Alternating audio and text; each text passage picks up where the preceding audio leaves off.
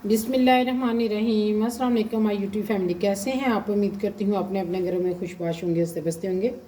मेरी यही दुआ है, खुशबाश रहें, हंसते बसते रहें। और मैं बनाने लगी हूँ गुड़ वाली चाय। अक्सर बहनें कहती हैं कि हम गुड़ वाली चाय बनाते हैं तो हमारा दूध फट जाता है।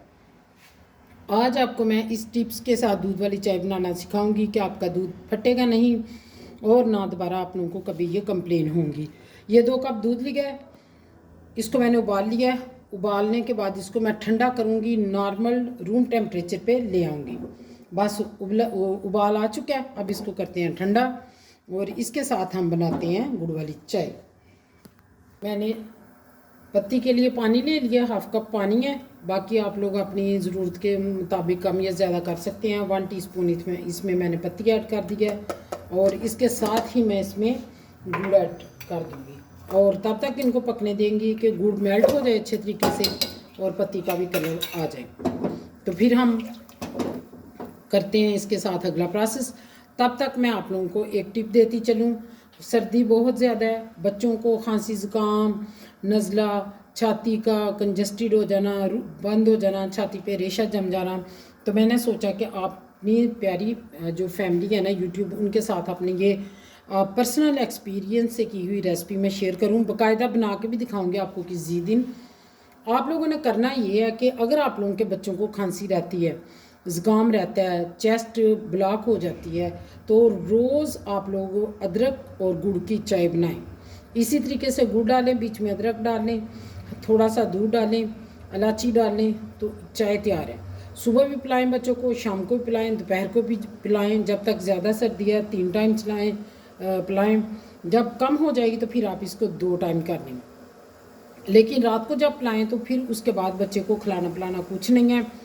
कोशिश करें कि उसी चाय के बाद वो सो जाए, तो इंशाल्लाह बच्चों की खांसी भी रुक जाएगी, ज़ुकाम, जो चेस्ट पे बलगम जमती है वो भी शिकायत रफ़ा हो जाएगी। ये छोटी छोटी घरेलू टिप्स हैं जो कि बहुत कारआमद है और हम लोग इनको इग्नोर किए होते हैं। तो आप लोग इस पर गौर कीजिएगा और फिर मुझे कमेंट में अपनी कीमती राय का इजहार ज़रूर करें। तो हमारी पत्ती पकना शुरू हो गया और तब तक हमने इसको पकाना है कि गुड़ अच्छे तरीके से मेल्ट हो जाए। गुड़ हमारा मेल्ट हो चुका है, उधर दूध भी ठंडा हो गया, तो ये दूध मैं ऐड कर दूँगी इसमें।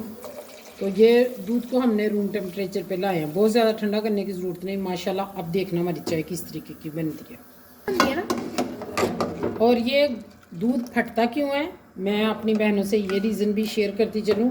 जब ये गुड़ बनता है ना, तो जहाँ गुड़ बनता है ना, तो वो लोग इसमें मीठा सोडा यूज़ करते हैं।